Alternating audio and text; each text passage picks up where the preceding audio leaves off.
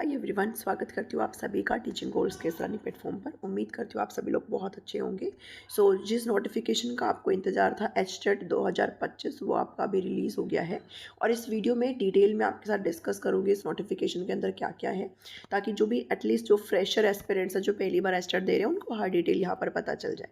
ठीक है, बाकी जिनको ऑलरेडी पता है तो सेम चीज़ है, कुछ भी ऐसा उसमें चेंज नहीं है। ठीक है, तो आप अपनी तैयारी जो है वो फटाफट से शुरू कर दीजिए और उसको रिज्यूम कर लीजिए अगर आपने पहले कर रखा है। इसके अलावा please ignore my voice, I am not well. ठीक है, और अभी जो वीडियो है वो आपको मैं बोर्ड में नहीं बना सकती हूँ, सो मैं आपको इस तरीके से दे रही हूँ और प्रॉपर आपको हर डिटेल प्रोवाइड करूँगी। सो एज़ यूजुअल इसमें एग्जाम डेट को भी डिस्कस करेंगे, भाई क्या हो सकता है क्या नहीं हो सकता है। इन्होंने सबसे पहले अपना फ़ीस स्ट्रक्चर दे दिया है, आपको पता है कि फ़ीस क्या रहती है क्या नहीं रहती इस एग्ज़ाम की, वही सेम है यहाँ पर। तो ये आपके जो भी कैटेगरी है उसके अकॉर्डिंग, अगर आप एक लेवल के लिए अप्लाई करते हो ईदर पीआरटी, टीएसटी और पीएचडी, अगर आप 2 लेवल के लिए अप्लाई करते हो तो ये आपका कैटेगरी वाइज ये क्राइटेरिया है। और अगर आप तीनों लेवल के लिए अप्लाई करते हो, इफ़ यू आर एलिजिबल, तो फिर आपका ये यहाँ पर फ़ीस जो है रहेगी, जो कि आप देख सकते हो। अगर डेट्स की बात करें तो आपको पता है मैंने टेलीग्राम पर भी जस्ट अभी डाला है, तो अभी आपका फॉर्म फिलिंग ऑलरेडी शुरू हो चुका है। ठीक है, 24 दिसंबर को जो कि आज है, आपका फॉर्म फिलिंग अप्लाई जो है वो ऑलरेडी शुरू हो चुका है और 4 तक आप इसमें लास्ट जो है वो अप्लाई कर सकते हो। मीन्स आपके पास सिर्फ 10 दिन का वक्त है। ठीक है, 5 तारीख तक आप अपने जो फीस है उसको कटवा सकते हो। इसके अलावा 4 और 5 को ही आपका क्या कर रहे हैं, ये लोग करेक्शन करवा रहे हैं। तो आप जल्दबाजी देख रहे हो इनकी। ठीक है, तो जल्दबाजी का मतलब क्या है? जल्दबाजी का मतलब ये है कि जब आप इनकी ऑफिशियल साइट पर जाएंगे ना, तो जो हॉरिजेंटल 3 लाइंस होती है ना, उनको जब आप क्लिक करेंगे तो आपको इम्पोर्टेंट जो है इम्पोर्टेंट डेट का एक कॉलम आएगा। जब आप उसमें जाते हो तो इन्होंने एग्ज़ाम डेट 17 और 18 जनवरी टेंटेटिव लिखा हुआ है। अब टेंटेटिव का मतलब होता है कि भाई not sure, it may be change. ठीक है, बट यहाँ पर मैं आपको एक चीज़ क्लियर करना चाहूँगी कि चेंज का बहुत ही कम ऑप्शन है। ठीक है, क्योंकि इससे पहले भी ये चीज़ें हुई हैं कि 10 दिन के अंदर इन्होंने फॉर्म फिल करवाया है और सेम उसके बाद ये 18 तारीख को फटाफट से इन्होंने एग्ज़ाम भी ले लिया। ठीक है, तो सब ने कहा था कि नहीं हो सकता है, बट एग्ज़ाम हुआ था। सो प्लीज़ मैं इस चीज़ को कहूँगी कि आप लोग इसे इग्नोर ना करना और 17 और 18 को फिक्स मान करके चलिए, क्योंकि ये आपका एग्ज़ाम डेट होगा ही होगा। नहीं भी होगा तो थोड़ा ऊपर नीचे कर देंगे, वो आपको ऑफिशियली बताएंगे। ठीक है, इस चीज़ के बारे में कोई भी मोहर नहीं लगा सकता है कि भाई आपका जाएगा ही जाएगा। फिलहाल इन्होंने 17 और 18 यहाँ पर मांगी है, तो आप उस चीज़ को ही मेक श्योर करते हुए चलेंगे। इसके अलावा हम यहाँ पर सिर्फ काम की चीज़ों के बारे में बात करेंगे। तो जो क्वालिफिकेशन है पीआरटी लेवल की अगर बात करें, ठीक है, जो कि पीआरटी 1 to 5 वाले टीचर्स होते हैं, तो इसमें पता है भाई आपको क्या है, आपको डिप्लोमा होना होता है और बीएड वाले इसमें एलिजिबल नहीं है। दैट मीन्स अगर आपने 12वीं के बाद सिर्फ डिप्लोमा कर रखा है तो फिर आप एलिजिबल हो, वो मतलब वो जेबीटी डाइट जो बोलते हैं ना, वो चीज़ अगर आपने कर रखी है। सीनियर सेकेंडरी में 50% मार्क्स होने चाहिए, पास और appearing, if you are appearing तो भी आप इसमें अप्लाई कर सकते हो।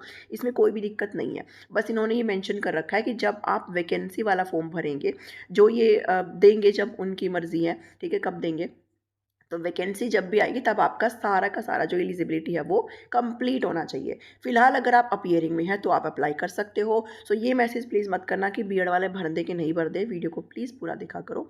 ठीक है, इसके अलावा भी बहुत सारी चीज़ें इसमें, तो आप वो भी प्लीज़ देख लेना यहाँ पर। ठीक है, 2 साल का एलिमेंट्री जिस भी नाम से जाना जाता है तो वो इसमें होना चाहिए है। अगर आपने 4 साल का BELED कर रखा है, ठीक है, बैचलर इन एलिमेंट्री एजुकेशन, तो भी आप इसमें यहाँ पर फिल कर सकते हो। तो पीआरटी में कोई दिक्कत नहीं है, बस बीएड वाले यहाँ पर नहीं भर सकते हैं। ठीक है, अगर आपने ग्रेजुएशन भी कर रखी है, अगर आपने ग्रेजुएशन भी कर रखी है और उसके बाद अगर किसी ने डिप्लोमा भी कर रखा है, ठीक है, डिप्लोमा प्लस ग्रेजुएशन अगर आपने कर रखा है, तो भी आप इस फॉर्म को भर सकते हो। और ये तो इनका फेवरेट पॉइंट है भाई, मैट्रिक में हिंदी संस्कृत होनी चाहिए है। ठीक है, हिंदी संस्कृत मैट्रिक में होनी चाहिए, या फिर सेकेंडरी और ग्रेजुएशन पोस्ट ग्रेजुएशन में हिंदी आपका एक सब्जेक्ट होना चाहिए है, जो कि अगर आप हरियाणा से हो तो आप पढ़ते ही पढ़ते हो, इस चीज़ की कोई भी दिक्कत नहीं है। ठीक है, तो ये सारी चीज़ें आप प्लीज़ देख लीजिएगा। इसके अलावा नोट को प्लीज़ देख लेना भाई, जो भी चीज़ें हैं इसमें ज़्यादा सीरियस होने वाली चीज़ है नहीं। लेवल 2 की बात करें तो इन्होंने साफ तौर पर कहा है भाई आपका ग्रेजुएशन होना चाहिए है, प्लस आपका बीएड। आपकी बीएड क्या होती है? प्रोफेशनल डिग्री होती है आपका बीएड। और ये जो प्रोफेशनल डिग्री है, अगर आपका इसका अपीयरिंग है, ठीक है, अगर आपकी प्रोफेशनल डिग्री कंप्लीट नहीं है तो भी आप इस एप्लीकेशन को डाल सकते हैं। बस ये इन्होंने मेंशन कर रखा है कि भाई आप जो है जब वैकेंसी निकलेगी, जब भी निकलेगी, जब इनका मन करेगा, तो तब आपकी जो ये है पूरी होनी चाहिए है, ठीक है। आपका बीएड भी पूरा होना चाहिए, आपकी जो डिग्री है वो भी पूरी होनी चाहिए, तब बहुत स्ट्रिक्ट है। अभी फ़िलहाल आप भर सकते हो। ओके, तो ये चीज़ ध्यान में, अगर 4 साल का BELED कर रखा है तो भी आप कर सकते हो, ठीक है। अपना रेस्पेक्टिव सब्जेक्ट देख लेना। अगर आपने साइंस भरना है तो आपका जो बीएड है वो मैथ और साइंस से होना चाहिए है, ये चीज़ प्लीज़ देख लेना। इंग्लिश भर रहे हो तो आपका बीएड उसी से होना चाहिए, हिंदी भर रहे हो तो आपका बीएड उसी से होना चाहिए। तो आपका जो टीचिंग डिग्री है ना वो उसी पर्टिकुलर सब्जेक्ट में होना चाहिए है, and you are mature enough इस चीज़ को समझने के लिए। ओके, चलिए, ये सारी चीज़ें आपकी हो गई है। अब इन्होंने सेपरेट भी दे रखा है, तो आप प्लीज़ इस चीज़ को रीड कर लेना। आप सभी लोग समझदार हो, सेपरेट भी इन्होंने दे रखा है, तो प्लीज़ इस चीज़ को यहाँ पर देख करके चलें, ठीक है। नहीं आएगा अगर आपको समझ में, तो फिर मैं अलग से एक वीडियो बना दूँगी, फिर मैं उसमें आपको अच्छे से बता दूँगी, अगर आपको किसी भी पर्टिकुलर सब्जेक्ट का यहाँ पर देखना है। ठीक है, तो इसमें ज़्यादा टेंशन लेने की बात नहीं है, ये केवीएस एनवीएस की तरह नहीं होता है, ठीक है। जो केवीएस एनवीएस करते हैं ना भाई, बहुत सारे लोग तो एलिजिबल ही नहीं होते हैं, ऐसा इसमें कुछ भी नहीं है, ठीक है। तो जो नॉर्मल बीएससी वाले हैं वो अच्छे से अप्लाई कर सकते हैं, कोई दिक्कत नहीं है। इसमें ऐसा कोई भी कॉम्बिनेशन नहीं है कि भाई फिजिक्स ऑनर्स वाले ही साइंस नहीं भर पा रहे हैं, ठीक है, केवीएस एनवीएस में, तो इसमें एज सच कोई भी प्रॉब्लम है नहीं। तो आप इजीली इसको भर सकते हो अगर आपके पास बीएड है और आपका अगर वो टीचिंग सब्जेक्ट है, ठीक है। तो ये टीजीटी के सारे सब्जेक्ट्स हो गए हैं। अब पीजीटी की अगर हम बात करते हैं, तो पीजीटी में ध्यान में रखना आपका पोस्ट ग्रेजुएशन होना चाहिए है। ओके, आपका क्या होना चाहिए, पोस्ट ग्रेजुएशन यहाँ पर होना चाहिए, पीजी आप अपने कंसर्न सब्जेक्ट में होनी चाहिए हो, और वहाँ पर भी आपसे बीएड मांगा गया है, बस ये आपके पास होना चाहिए है, ठीक है। और जो सीटेट, सॉरी सीटेट तो इसमें है ही नहीं एलिजिबल, ठीक है। तो आपका जो पोस्ट ग्रेजुएशन है प्लस आपका बीएड होना चाहिए, देन आप पीजीटी के लिए भी अप्लाई कर सकते हो, इसमें एलिजिबिलिटी की कोई भी टेंशन होती नहीं है, ठीक है।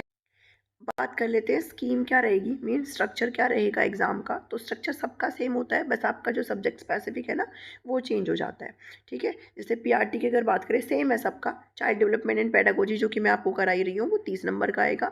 इसके अलावा लैंग्वेज है, हिंदी और इंग्लिश 15-15 नंबर की आएगी, जिसमें आपको पेडागोजी के 4 से 5 क्वेश्चन देखने को मिलेंगे, एंड रेस्ट आपके ग्रामर पोर्शन के रहेंगे, ठीक है। आपको 10 नंबर का मैथ, 10 नंबर की रीजनिंग को 10 नंबर का जीके एज यूजुअल पूछा जाएगा। इसके अलावा जो पीआरटी है उसमें पता है आपको भाई 30 नंबर का मैथमेटिक्स और 30 नंबर की ईवीएस पूछा जाती है, और टीजीटी पीएचडी जो है ना उसमें आपका 60-60 नंबर का कंसर्न सब्जेक्ट आ जाता है। तो इस तरीके से 90 मार्क्स का आपका जनरल पोर्शन हो जाएगा, और 60 नंबर का आपका सब्जेक्ट स्पेसिफिक हो जाएगा। 150 नंबर का आपका क्या होता है, पेपर होता है, 2.5 घंटे की आपकी परीक्षा होती है, ठीक है। तो यहाँ पर क्या करना है आपने, पढ़ना है बस अच्छे से, ठीक है। जो मैं आपको करवा रही हूँ ना चीज़ें, बस आपको वो अच्छे से करनी है, और डिफ़िकल्टी जो रहेगी कहीं ना कहीं थोड़ा अप लेवल की ही रहेगी, ठीक है। जैसे जो टीजीटी है उसमें आपसे क्वेश्चन पूछे जाते हैं 12th लेवल तक के, ठीक है। जो पीआरटी उसमें आपसे क्वेश्चन पूछे जाते हैं 8th और 10th लेवल तक के, तो थोड़ा लेवल अच्छा रहता है इसमें, बस ये ध्यान में रखना। क्वालिफाइंग मार्क्स की अगर बात करें तो 60% है यहाँ पर, 90 नंबर है किन के लिए, बस इनको छोड़ करके, जो स्केड्यूल्ड कास्ट वाले हैं, डिफरेंटली एबल्ड है, मतलब जो किसी ना किसी तरीके से विकलांग है, तो उनको 82 नंबर चाहिए होता है। बाकी सबको यहाँ पर क्या चाहिए होते हैं जी, 60 नंबर हो चाहिए होता है, ठीक है। जो ओबीसी वाले उनको भी, सॉरी 60%, 90 नंबर चाहिए होते हैं। ये सीटेट वाला सीन नहीं है कि आपका 82 पे यहाँ पर क्लियर हो जाएगा। ओके, टीजीटी में भी सेम है भाई, यहाँ पर इस चीज़ को देख करके चलिएगा। एक चीज़ इसमें और देखना कि भाई मल्टीपल चॉइस एग्ज़ाम होता है, पता है ऑफलाइन रहेगा, पीछे अभी हुआ भी था कि वो ऑनलाइन की बात कर रहे थे, ठीक है, बट ऑफलाइन हो रहा है आपका ये। बाकी अगर कोई चेंज होगा तो आपको बता देंगे। हर का 1 नंबर मिलेगा, कोई भी नेगेटिव मार्किंग नहीं है, कोई भी नेगेटिव मार्किंग नहीं है, ठीक है। और डिटेल आपको नीचे सारी चीज़ें हैं वो आपको बताई जा रही है। तो पीआरटी हो गया, टीजीटी हो गया, सबका सेम स्ट्रक्चर है, बस आपका जो सब्जेक्ट है ना वो आपका 60 मार्क्स का हो जाता है। जब हम बात करते हैं किसके बारे में, टीजीटी और पीजीटी के बारे में, ठीक है। इसके अलावा आपको और क्या चीज़ें यहाँ पर पता होनी चाहिए है, तो सबका वही है भाई, क्वालिफाइंग मार्क्स सारी चीज़ें वही है यहाँ पर, ठीक है। इसके अलावा सैम्पल क्वेश्चन पेपर, इसके लिए भाई सैम्पल भी लगाया गया, अब की बार इन्होंने नीचे पीडीएफ में ना अपना वो जो सिलेबस है उसे मेंशन नहीं किया गया है। इसके अलावा देखो, candidate studying in final year of qualifying professional degree, ठीक है। प्रोफेशनल डिग्री मतलब आपका जो बीएड है उसको बोला जाता है, और जो जेबीटी है ना, जो डिप्लोमा, उसको बोला जाता है। अगर आप इसके अंतिम वर्ष में हो, फाइनल वर्ष में हो, तो भी आप यहाँ पर अप्लाई कर सकते हो। इसके अलावा ये कहा गया अगर वैकेंसी आती है तो फिर आपको इसमें बिल्कुल पूरी तरीके से आपको पास जो है वो होना होगा। ठीक है। स्केड्यूल यहाँ पर बता दिया गया है, 1 2 3 एडमिट कार्ड आपको मिल ही जाते हैं उससे पहले। लैंग्वेज बाइलिंगुअल रहेगी, हिंदी और इंग्लिश यहाँ पर रहेगा। ठीक है। अगर अटेम्प्ट की बात करें तो ये 42 साल तक आप इसमें अप्लाई कर सकते हो, भी एज का कोई भी इशू नहीं है इसमें, 42 साल तक अप्लाई कर सकते हो और आप जितनी मर्जी आप इसमें जो है पेपर को दे सकते हो। 90 नंबर लेने होते हैं, चाहे आपकी मर्जी, आप हर साल इस पेपर को दो चाहे आपकी मर्जी, या चाहे आप एक बार दो। इसको क्वालिफाई करके आप इसकी जो लाइफ टाइम सर्टिफिकेट है उसको यहाँ पर ले सकते हो। ठीक है। तो सर्टिफिकेट क्या लेगा जी, लाइफ टाइम रहेगा। पहले ये 5 साल, फिर ये 7 साल हुआ, अब ये लाइफ टाइम हो गया है। मीन से एक बार आप एग्जाम दो एंड देन आप कभी भी इस फॉर्म को, जब भी वैकेंसी आएगी तब उसको भर सकते हो। ठीक है। आप इम्प्रूवमेंट के लिए भी कर सकते हो, मर्जी है आपकी, आप जितनी मर्जी इसको कर सकते हो। ठीक है। एप्लीकेशन आपको ऑनलाइन ही भरना है यहाँ पर सारी चीज़ें, बस इसके आपके काम की इतनी ही चीज़ें थी यहाँ पर। इतना आपको बस पता होना चाहिए। एडमिट कार्ड वगैरह सब आपको बाद में बताया गया जाएगा। मोड ऑफ एग्जामिनेशन, ठीक है, कन्वेंशनल टाइप है, पेन पेपर बेस रहेगा, जैसे मैंने आपको कहा कि ऑफलाइन रहेगा। And that's it. नाउ बात करते हैं कि आपको क्लासेस भाई ऑलरेडी सीडीपी जो है वो ऑलरेडी 80% में आपको करवा चुकी हूँ भाई। ठीक है। 80% ऑलरेडी आपको करवा चुकी हूँ। हिंदी इंग्लिश पेडागोजी कंटिन्यू अब आपको देखने को मिलेगी। ठीक है। एक दिन और नहीं, लेकिन हाँ सैटरडे से आपको रेगुलर क्लासेस जो है वो देखने को मिल जाएगी। जो सब्जेक्टिव टीचर्स है वो ऑलरेडी यहाँ पर क्लासेस जो है अपनी इस हफ्ते ख़त्म कर देंगे और आपको प्रैक्टिस सेशन तो ऑलरेडी वहाँ पर चले हुए हैं। ठीक है। जो भी सब्जेक्ट स्पेसिफिक है, लाइक एसएसटी हो गया, साइंस हो गया, हिंदी हो गया, इंग्लिश हो गया है, इन 4 विषयों के लिए आपको बैचेस अवेलेबल है, जिसमें आपको सेम आपका जो कूपन कोड है उसको बढ़ा दिया गया है। एस्टेट 25 करके आप कोड लगाएंगे तो आप उसमें ईजिली जो है उस कूपन को लगा करके अपना जो डिडक्शन है वो पा सकते हो। मीन्स आपको ऑफ कर दिया गया बैच के अंदर। इसके अलावा अगर आप मेरे नोट्स भी लेते हो जो कि 7419055279 जो कि जनरल सेक्शन के रहेंगे, इसमें भी आपको जो ऑफ है वो संडे तक का मैंने बढ़ा दिया है। ठीक है। संडे तक का मैंने बढ़ा दिया, तो आप यहाँ पर भी यहाँ पर सारी चीज़ें जो है वो व्हाट्सअप करके इन्फॉर्मेशन ले सकते हैं। तो अभी इस वीडियो में इतना ही है। अब आपको डिटेल से पढ़ना है, अच्छे से अपनी क्लासेस को पढ़ना है, और मैं भी थोड़ा सा ज़्यादा यहाँ पर अब सीरियस हो जाऊँगी और आपको सैटरडे से कंटिन्यू क्लासेस रहेगी, बिकॉज मेरा गला ख़राब है, तो एक दो दिन मेरा और इशू रहेगा यहाँ पर। ओके। चलिए, अब मैं आपसे मिलती हूँ नेक्स्ट वीडियो में। कोई भी डाउट है तो आप कमेंट कर लेना, मैं आपको रिप्लाई करने की कोशिश करूँगी। कोई भी दिक्कत हो, अगर मुझे लगेगा कि ज़्यादा दिक्कत है, तो मैं उसका वीडियो बना दूँगी। मिलती हूँ ना आपसे नेक्स्ट वीडियो में। Thank you. Thanks for watching me.